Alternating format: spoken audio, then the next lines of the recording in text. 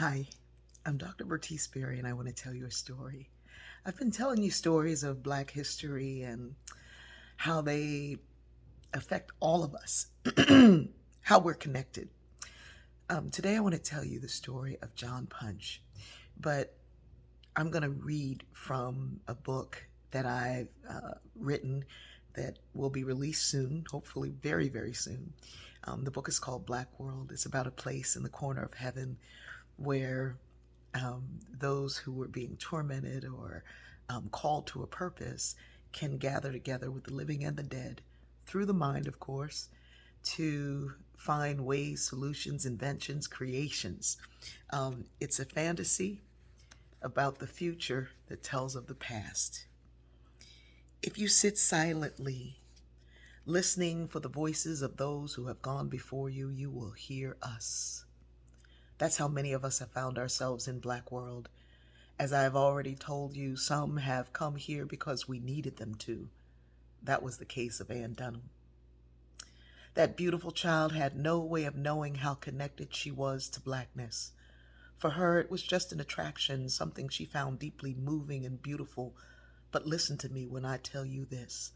What you love and are attracted to is a piece of yourself that you need to connect to. Ann Dunham, whom I consider a sister, is the descendant of America's first enslaved person. Way back in the 1600s, long before Black World was created, John Punch had been enslaved in Virginia. Back in those times, the colonies were still wilderness, and many people came from England and beyond looking for a better life. Some traded their own years of life as an indentured servant. However, some, as was the case for John, had been captured and brought to the colonies. John said that he was free and always had been. He had no reason to lie. But when he tried to get away from the man he was indentured to, he was captured and punished with a life of slavery. You all need to know that settlers were given land based on the number of folks that they had to work it. In Virginia, each slave brought them 50 acres of land. The man who said that he owned John was wealthy because he had many others. John and two other men ran away from that man's plantation. Now the other two were white. So when all three were captured up in Maryland, they were sentenced and whipped, and another year was added to their servitude. However, because he was black, John Punch was sentenced to a life of servitude. Some folks consider him to be the first enslaved person in these Americas. But one thing I know for certain, and two I know for sure, John Punch had had a hard road to toe. He wasn't the first, not by a long shot, but he was the great, great, great, great, great, great, great, great grandfather of the first black president of these United States. Now, ain't that a kick in the head? The white woman, who was the mother of the first black president, was the descendant of the first recorded black slave. If you don't think that everything is connected and that all things work together for the good, then you have not been paying attention. Folks have been living life too quickly. They want everything right here and now.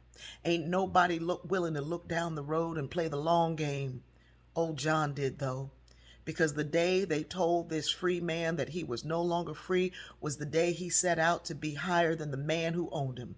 That man, Hugh Gwynn, was a member of the House of Burgesses, but John would marry an indentured white woman who would eventually be free.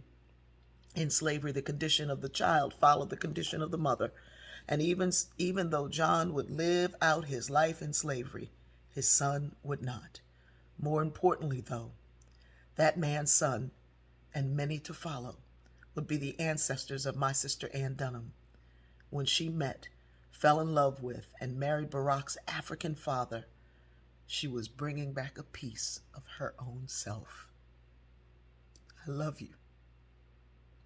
When I say we're going to get there, it's because I can look back and see how far we've come.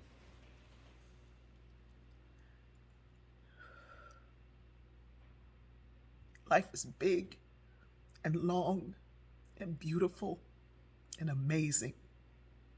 Don't stop now. I love you.